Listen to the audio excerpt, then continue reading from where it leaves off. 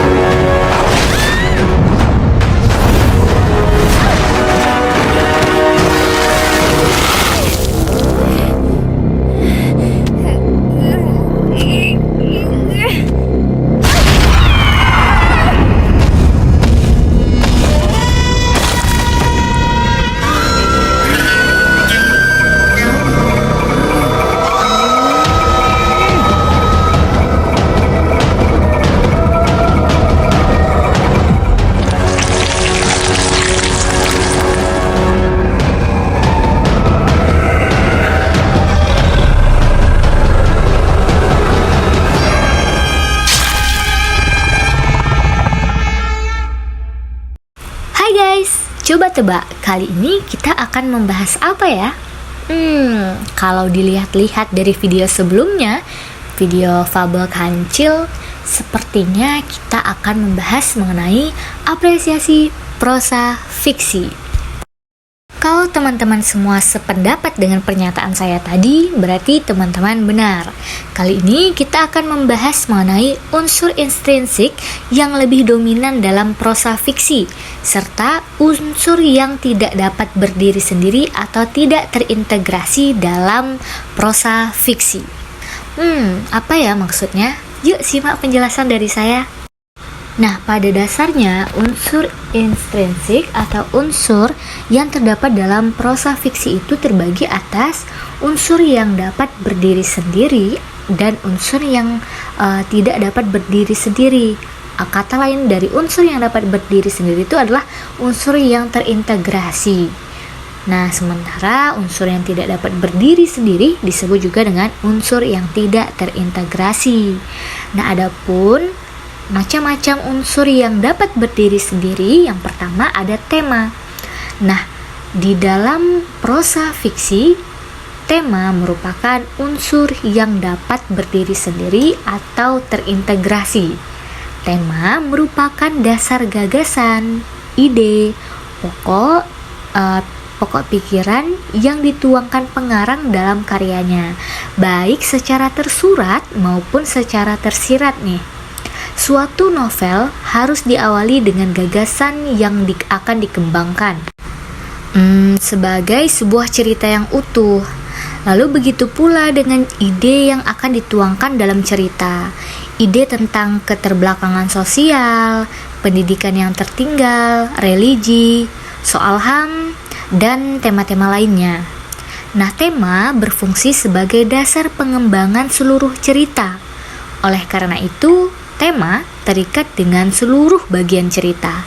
Secara prinsip, tema terdiri atas dua macam nih, yaitu tema utama merupakan makna tambahan yang menyokong dan mencerminkan makna pokok cerita. Beberapa kategori yang berbeda tergantung dari segi mana penggolongan itu dilakukan.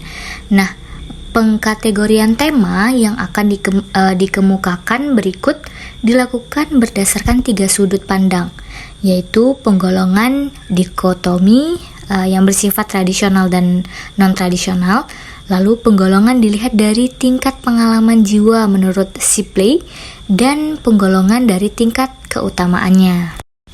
Unsur yang kedua adalah amanat. Nah, selain tema, amanat juga merupakan unsur yang dapat berdiri sendiri dalam prosa fiksi. Amanat adalah pesan moral dalam cerita yang ingin disampaikan pengarang kepada pembaca berupa nilai-nilai luhur yang bisa disajikan sebagai bentuk teladan atau dijadikan contoh. Nah, penyampaian pesan dalam cerita selalu didasarkan pada tema dan tujuan yang sudah ditentukan oleh pengarang ketika menyusun rancangan cerita. Amanat atau pesan dalam sebuah tulisan tidak selalu tersurat atau jelas, namun dapat juga secara tersirat atau tersembunyi. Nah, umumnya amanat atau pesan bisa ditelusuri melalui percakapan para tokoh dalam sebuah cerita. Apabila tema berkaitan dengan arti, maka sebuah amanat berkaitan dengan makna. Lalu, apabila tema mempunyai sifat yang sangat lugas, khusus, dan objektif, maka amanat mempunyai sifat kias, umum, dan subjektif. Selanjutnya tokoh. Tokoh juga harus ada dalam prosa fiksi, karena tokoh merupakan unsur intrinsik penting dalam prosa. Tokoh merupakan pelaku atau orang yang terdapat di dalam cerita. Nah, selain tokoh, penokohan juga jadi bagian dari unsur intrinsik. Penokohan merupakan penentuan watak atau karakter dari tokoh tersebut. Nah, penokohan ini bisa digambarkan dalam bentuk ucapan ya teman-teman, ataupun dalam bentuk pemikiran dan pandangan saat menyelesaikan suatu permasalahan. Selanjutnya, alur. Alur ini merupakan unsur intrinsik yang merupakan jalan cerita.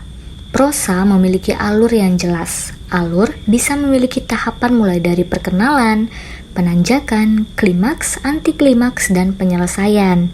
Nah, alur yang digunakan oleh penulis ada dua macam umumnya, yaitu alur maju yang menggambarkan cerita urut dari perkenalan tokoh hingga penyelesaian konflik.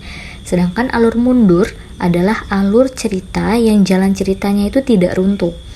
Penulis biasanya menceritakan tentang konflik terlebih dahulu, kemudian menceritakan tentang awal konflik terjadi dan pengenalan tokoh.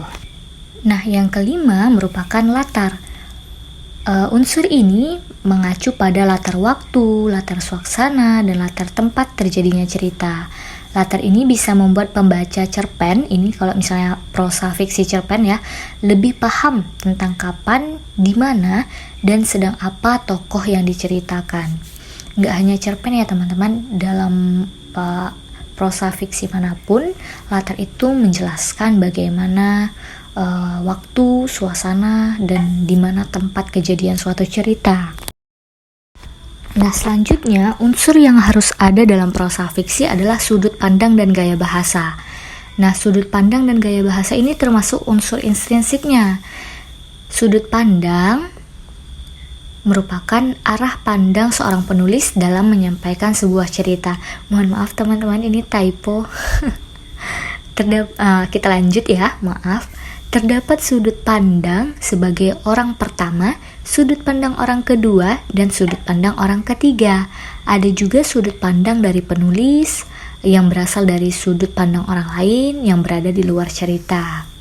Selanjutnya untuk gaya bahasa, ini juga merupakan unsur intrinsik dan unsur yang terintegrasi, dapat berdiri sendiri dan harus ada dalam prosa fiksi. Gaya bahasa ini dibedakan dari penggunaan majas, diksi, dan pemilihan kalimat yang tepat di dalam sebuah prosa fiksi, contohnya cerpen. Ada penulis yang menggunakan bahasa baku, ada juga yang menggunakan bahasa yang santai. Nah, selanjutnya seperti yang saya janjikan di awal bahwa kita akan membahas mengenai unsur prosa fiksi yang dapat berdiri sendiri yang harus ada dan unsur yang tidak terintegrasi dalam prosa fiksi. Nah, sekarang kita akan membahas unsur apa saja sih yang tidak terintegrasi atau tidak dapat berdiri sendiri dalam prosa fiksi. Nah, unsur pembangun yang secara tidak langsung mempengaruhi penyusunan prosa tetapi tidak menjadi bagian di dalamnya, atau unsur pendukung yang tidak terintegrasi tidak dapat berdiri sendiri. Nah, menurut buku ajar kajian prosa fiksi, unsur-unsur tersebut yang pertama ada keadaan subjektivitas pengarang yang mempunyai sikap, keyakinan, dan pandangan hidup. Yang kedua, unsur sosiologi atau kemasyarakatan. Lalu ada unsur psikologi atau kejiwaan, ada unsur moral atau akhlak atau budi pekerti, lalu unsur ideologi atau pandangan hidup, dan unsur pendidikan. Nah, itu tadi teman-teman, unsur yang harus ada dalam prosa fiksi dan unsur yang tidak terintegrasi dalam prosa fiksi. Jangan lupa share, komen, like, subscribe, dan share ke teman-teman yang lain agar kita dapat sama-sama belajar ya. Wassalamualaikum warahmatullahi wabarakatuh.